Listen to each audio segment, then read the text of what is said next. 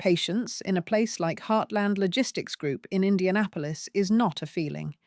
It is a sequence of small, repeatable actions performed while the people above you continue to treat your work as their own. I practiced it for 3 years after I found the first document that did not belong. My name is Alison Reed. I am 34 years old. I had been with the company for 7 years when the pattern became impossible to ignore. I handled vendor contracts and compliance reviews for the Midwest distribution network. Victor Lang, my boss, signed off on most of the larger agreements. Danielle Cross, the coworker who sat 2 desks away, handled the day-to-day coordination with the same accounts. On paper, we were a functional team. In practice, the numbers had been drifting for months. The misplaced contract copy appeared on a Thursday evening in the shared printer tray outside Victor's office. I had stayed late to finish a vendor audit. The document was still warm. It listed a payment schedule to an account I did not recognize. The vendor name on page 1 matched an approved supplier. The routing number on page 4 did not. I stood at the printer for 43 seconds reading. Then I made 2 copies, returned the original to the tray exactly as I had found it, and walked back to my desk. I did not confront anyone that night. I filed the copies with the rest of the vendor files I kept for my own records. The next morning, I ran the account number through the system. It routed to a holding company registered in Delaware. Heartland Logistics had no active contracts with any Delaware entity under that name. I noted the date, the printer timestamp, and the page numbers where the routing information appeared. I saved the file under a folder I had created months earlier labeled Q3 Variance Review, Internal. Victor called me into his office 2 days later. He did not mention the contract. He said my latest compliance memo was too detailed for the board packet. He told me to shorten it by half and remove the section on payment timing discrepancies. When I asked which discrepancies he wanted removed, he looked at me for a moment before answering. Alison, your attention to detail is becoming a liability. We move product. We do not audit the auditors. Shorten it. I shortened the memo. I kept the original version in the same folder as the contract copy. Over the following weeks, Danielle began routing certain vendor emails to me only after she had already responded. When I asked her about one particular schedule change that altered payment terms by 30 days, she said Victor had approved it verbally. I asked for the approval in writing. She forwarded an email from Victor that contained only the words, approved, as discussed. The date on the email was 3 days after the change had already been executed in the system. I copied that exchange as well. 3 months after the printer incident, I hired Nora Finch. She was not on any company payroll. I met her in a coffee shop 2 blocks from the office on a Saturday morning. I gave her the Delaware account number and the printer timestamp. She asked no questions about why I wanted the information. She quoted a flat fee for 6 weeks of discrete account tracing and public records pulls. I paid her from a personal account I had opened the week after the contract appeared. Nora's first report arrived by encrypted email on a Tuesday. The Delaware entity had received 3 transfers in the prior 14 months each under the threshold that would trigger automatic internal alerts. The total was just under the amount that would have required board notification. The signatory on 2 of the transfers was listed as Danielle Cross. The third carried Victor Lang's electronic approval. I read the report once, saved it to the same folder, and deleted the email from my work account. Caleb Stone started in the IT department 6 weeks later. He was assigned to the compliance systems refresh. On his second day, he came to my desk with a question about an old server log export. While I was explaining the archive structure, he mentioned that someone had been accessing the vendor payment files outside normal business hours for the past month. He said the access logs showed Danielle's credentials, but the IP address was not her usual workstation. I thanked him for the information and asked him to send me the log excerpts through the normal ticket system. He did. I added those excerpts to the folder. Victor's tone toward me changed after that. In team meetings, he began directing questions about payment timing to Danielle, even when the original query had come to me. In one all hands, he referred to the compliance team's recent overreach without naming anyone. Danielle nodded along. I took notes on my laptop and said nothing. The anonymous tip arrived on a Friday afternoon through the general ethics inbox. It was not addressed to me. The subject line read only Vendor Payment Review, Q3. The body contained a single line, check the Delaware routing against the original contract files. There was no signature. I forwarded the message to my personal address before anyone else in compliance had opened it. Then I deleted the copy from the shared inbox. I did not know who had sent it. I still do not. By the end of that month, I had 3 separate sources pointing to the same pattern, small recurring transfers, to an entity with no visible service relationship to Heartland logistics approvals that bypassed the standard review chain and access logs that did not match stated work hours. I had not raised my voice once. I had not accused anyone. I had simply continued to copy what appeared in front of me and to pay Nora Finch for information I could not obtain from inside the building.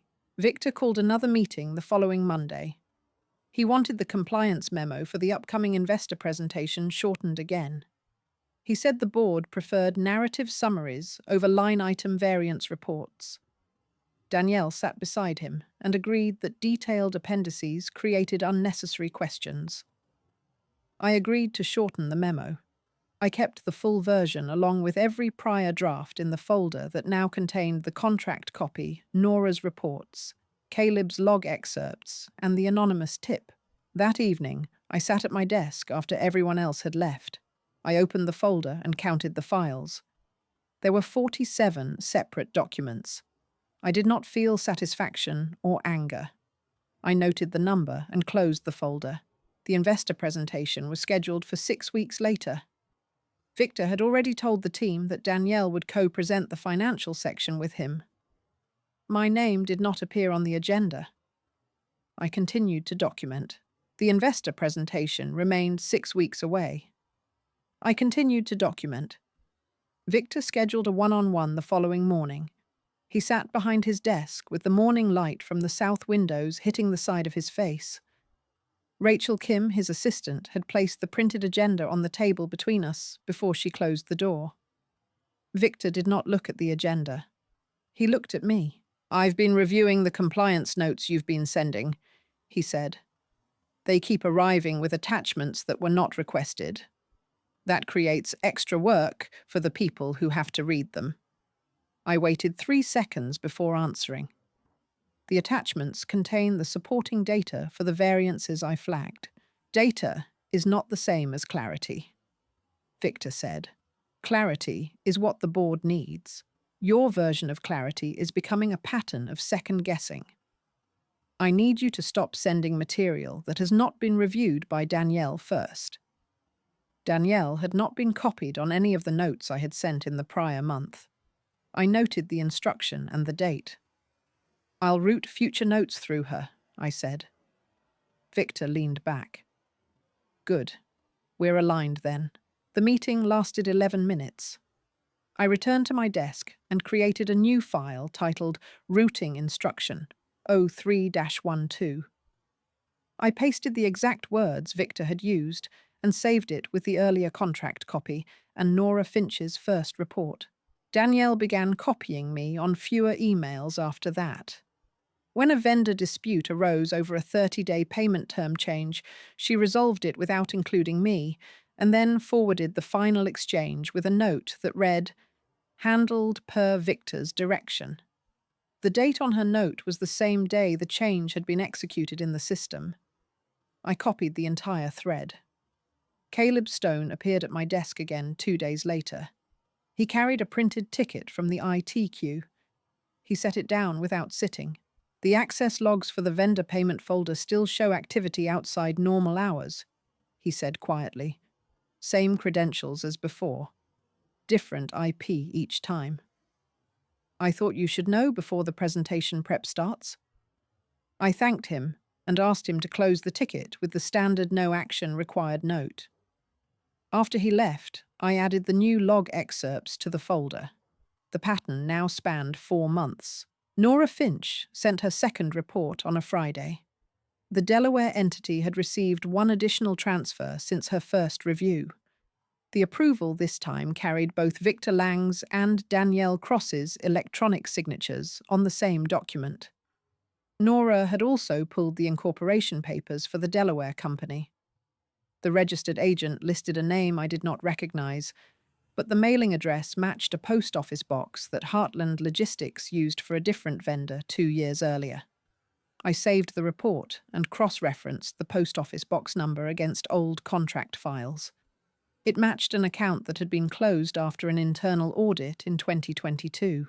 I met Nora again the next Saturday, this time in a different coffee shop farther from the office. She handed me a single printed page with the post office box information highlighted. She did not ask questions. I paid the next installment of her fee and left. The anonymous tip arrived the following Tuesday through the same ethics inbox. This one contained no text, only a scanned image of a single page from an older contract. The page showed the original routing number for the same vendor that now appeared in the Delaware transfers. The routing number on the scanned page was different from the one currently in the system. Someone had altered the vendor record after the contract had been signed. The scan carried a faint printer watermark from the finance department copier. I forwarded the image to my personal address before the inbox was cleared for the day. Then I compared it to the misplaced contract copy I had found months earlier. The alteration was consistent. I created a new file titled Vendor Record Change Timeline. Victor called the compliance team into a conference room that afternoon. He stood at the head of the table with Danielle beside him. Brian Holt from operations and Marcus Quill from finance were also present. Victor placed a single printed slide on the table. "The investor deck is due in 4 weeks," he said. "Danielle will present the payment flow section. Allison, you will provide the supporting appendix, but only the summary tables. No line item detail. The board has asked for cleaner materials this quarter." I looked at the slide. It listed Danielle as the sole presenter for the financial section. My name did not appear. "Understood?" I said.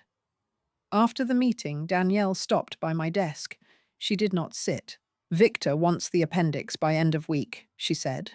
"He asked me to review it first." I sent her the shortened version the next morning. I kept the full line item version in the folder with everything else. 2 days later, Sophia Grant from HR requested a meeting. She closed her office door and placed a single sheet of paper on the desk between us. It was a performance summary. The comments section contained 3 bullet points, excessive detail, in reporting failure to route materials through direct supervisor and pattern of raising concerns without proposed solutions. "Victor asked me to document this conversation," Sophia said. Her voice stayed level. "He wants a formal record before the investor presentation." I read the 3 bullets. None of them referenced specific dates or documents. "I'll sign the acknowledgement," I said. Sophia watched me sign. She did not comment on the content. That evening, I added the performance summary to the folder. The file count now stood at 52. Nora Finch's final report arrived the following Monday. It included a single additional page that had not appeared in prior updates. The page was a scanned email chain from Victor's deleted items folder. The chain was dated 11 months earlier. In it, Victor instructed Danielle to route the Delaware adjustments through the closed vendor record so they clear the old audit flags. Danielle had replied with a single word, "Done." I read the email twice. Then I saved it under a new file titled Instruction Chain 04-18.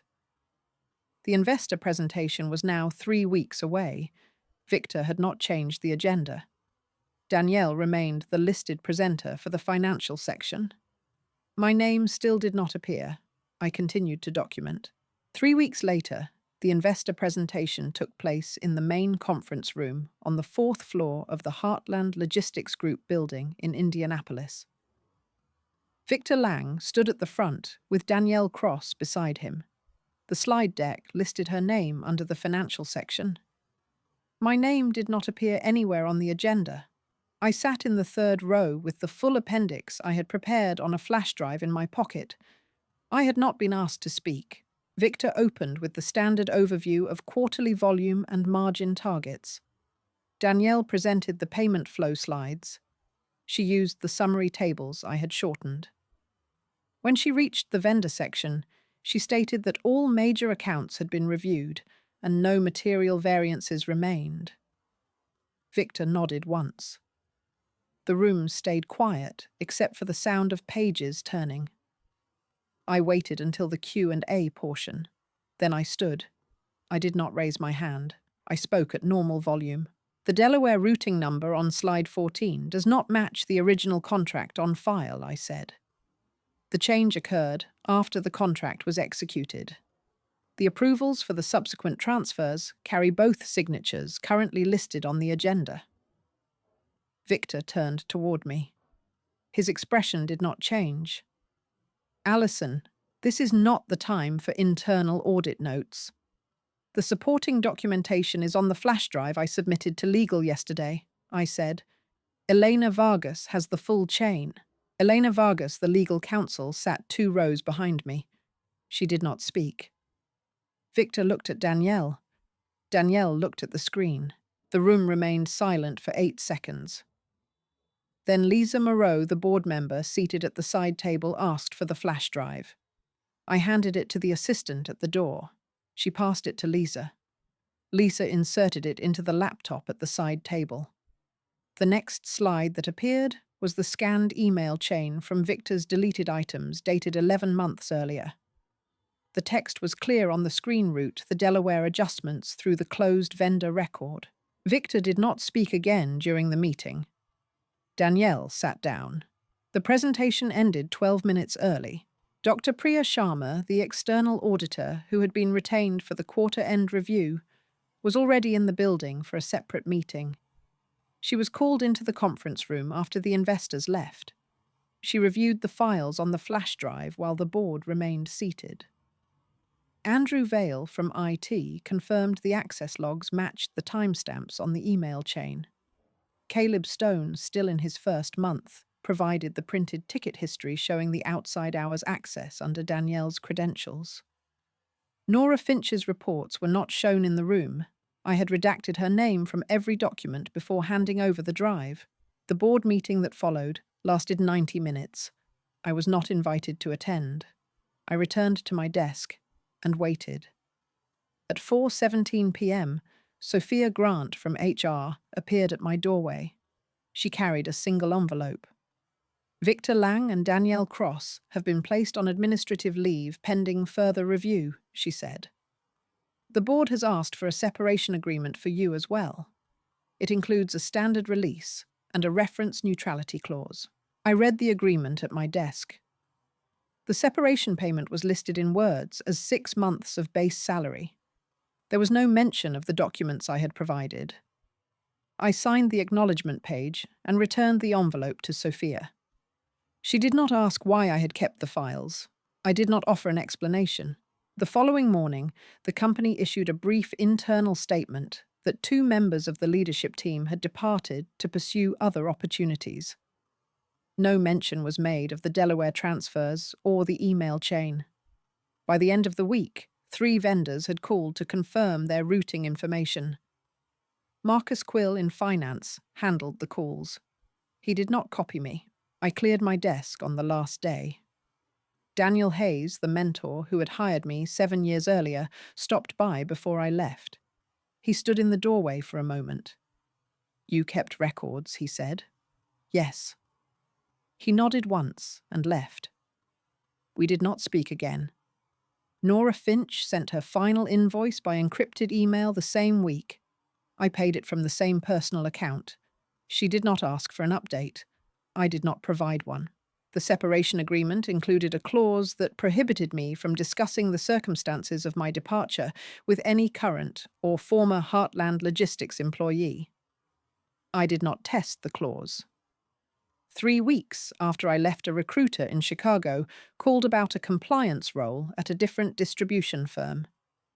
The recruiter mentioned that a reference call to Heartland had been declined. I thanked her and ended the call. 6 months later, I accepted a position in a different city. The offer letter contained no mention of Heartland Logistics. My new manager asked no questions about my previous role beyond the dates of employment. I answered only what was asked. Victor Lang and Danielle Cross were named in a civil action filed by the company 6 weeks after the presentation. The complaint referenced the Delaware transfers and the altered vendor records. The action sought recovery of the transferred amounts plus interest. Public filings showed the case settled 8 months later. The settlement terms were not disclosed. Neither Victor nor Danielle returned to the logistics industry in Indiana. I have not spoken to anyone from Heartland Logistics Group since the day I cleared my desk. The folder containing the 47 original documents and the later additions remains on an external drive I do not open. I review the contents once a year to confirm the files are intact. I do not add new material. The investor presentation lasted 41 minutes. The board vote to place Victor and Danielle on leave occurred the same afternoon. The separation agreement was signed 4 days later. The civil action was filed 42 days after that. The settlement was reached 241 days after the filing. I noted each date when it became known to me. I did not assign meaning to the intervals. Patience, once practiced as a sequence of documented actions, does not require continued performance after the sequence ends. The actions I took produced the outcomes they were intended to produce. The outcomes did not restore the position I held before the sequence began. They did not restore the professional relationships that existed before the documents appeared in the printer tray. They did not alter the fact that the company issued a statement describing the departures as voluntary. I continue to work in compliance. I route every variance note through the required channels. I retain copies of every supporting file I generate. I do not shorten reports unless the request is documented in writing. When a colleague asks why I keep duplicate records, I answer that it is standard practice for audit defense. I do not mention the printer tray or the Delaware routing number. The lesson I carry is simple and operational. Verification of records precedes acceptance of statements. Documentation precedes confrontation. Patience is the interval between the two. I apply the sequence without reference to the people who prompted its creation. The sequence functions regardless of whether those people remain in the same building or the same industry. Thank you for listening to my story. If you have ever maintained records while waiting for the right moment to present them, what factors determined your timing?